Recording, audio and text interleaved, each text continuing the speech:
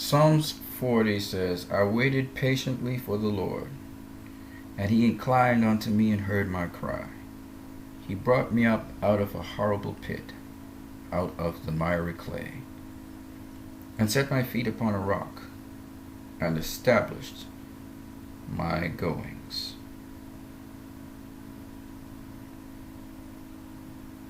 He put a new song in my mouth, even praise unto our God. And many shall see it and fear, and shall trust in the Lord. Restoration. You know, in a video before I was talking about how sometimes we stumble and we fall. As human beings, there's a saying that goes, no human is perfect. Well, even in shortcomings, encouragement and inspiration can move a person forward. You know, I was discussing something with a brother and a sister in the faith, and we were talking about what's the difference between faith and hope. Hope is basically what keeps us going. Hope is like the goal, the end point, the marker. And faith is what makes us move towards that hope. Without the faith, you can have hope but not have faith. Okay? So this here creates hope, and therefore from there you can build your faith on it. Okay? That even if you were to falter, if you trust in God, he will correct your path, correct your steps. Of course, there are always consequences to those things, and he will propel you forward. He will carry you forward. If you want to know more about the Lord, if you want to know more about Jesus, simply ask him. If you want him in your life, just like how you would talk to someone and request that they be in your life, same way with Jesus. It's that simple. Let's get into the boxing. So Jorge Linares just very recently won in his rematch against Anthony Crolla. So the first time they fought, it was a very close fight. And so they rematched, and he beat Crolla in a much more convincing fashion, also dropping him in the 7th round. Okay? And also cutting him over his eye with a punch. So Jorge Linares really put down the work, has had some very exciting fights at lightweight, is the man at lightweight still. And when we look at how things pan out at lightweight, he has some options out there. He could face Robert Easter, Mikey Garcia, or the entrant into the division, Vasily Lomachenko. So he has a lot of options he can look at. And in fact, I think it's already making news that he's looking forward to either fighting Lomachenko or Mikey Garcia, who Mikey Garcia just won the what we would call the interim WBC title. And so I think if there was something, if there was a matchup that he should actually face, the person he should face next is Mikey Garcia, because Mikey Garcia is kind of like, almost like it's mandatory, even though it's not really so. So they can have one person with one belt, one title. I think that would be more logical than Lomachenko, who has no belt, no title, nothing. But of course, to be able to beat Lomachenko would be a huge chip on his resume, especially if Lomachenko turns out to be this legendary fighter that he seems to be.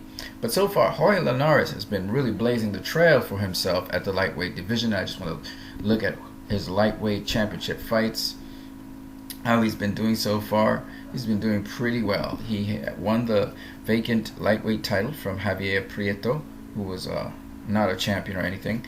That wasn't really a great win, but then he went on to face Kevin Mitchell in what was an exciting, technical, legendary fight, and Kevin Mitchell really pulled as much as he could out of the tank. This is a guy who was a tough contender. It turned out to be a great fight, and then he went on to fight Ivan Cano, a tough Venezuelan fighter in Venezuela, and he beat him. And then he went on to face Anthony Crolla. This was probably his toughest, closest fight. Had a nice, close, tough fight with him.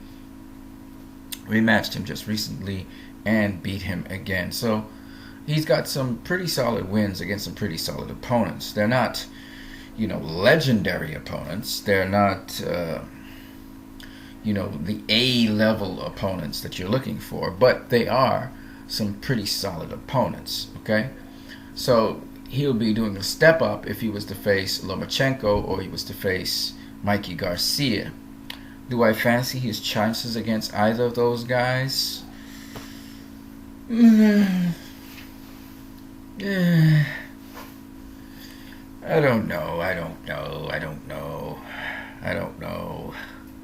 I guess he has a puncher's chance. I mean, he's a good boxer now. He's a good boxer, but he hasn't faced a Mikey Garcia. He hasn't faced a Vasily Lomachenko. So, no, I actually fancy those guys to beat him. But the truth be told, though, he is a solid world champion. He is definitely an A-level fighter, and he's proven it. Okay? He may have a better fight with Robert Easter Jr. because Robert Easter Jr. is also long and lanky. And on top of that, Robert Easter doesn't have a lot of experience as a world champion. So he probably have better chance of beating Robert Easter Jr., which is not saying much, than beating, say, a Vasily Lomachenko or a Mikey Garcia. That's the truth. And I don't think he beats Robert Easter Jr. either. It's kind of sad for me to say that because he has a great trainer and he's really learning boxing. But just these other guys are just on a whole other level, I think, to him. Maybe he does beat Robert Easter Jr. Who knows? I don't think so, but, who knows? All right? So, but he's the man of the division currently, and he's had some solid wins. He's proven through and through he's a world champion, so he's crossed the seas to do it. So I give him a lot of respect, and I think that I would love to see those matchups. Him with Mikey Garcia, him with Lomachenko, and him with Robert Easter Jr. There's also Terry Flanagan in that division. I think Lomachenko's trying to get Flanagan right now, so to get the WBO title, because Lomachenko's more a WBO guy. If you haven't realized, there's some politics in boxing. You pay attention to that. So Lomachenko may be going the WBO route. That's what Top Rank usually goes. So I just wanted to just leave that for you guys to consider. It's a good win for Jorge Linares. That's basically the feature fight of the weekend. And I'm just leaving my comments about it now. On that note, you guys have a great one.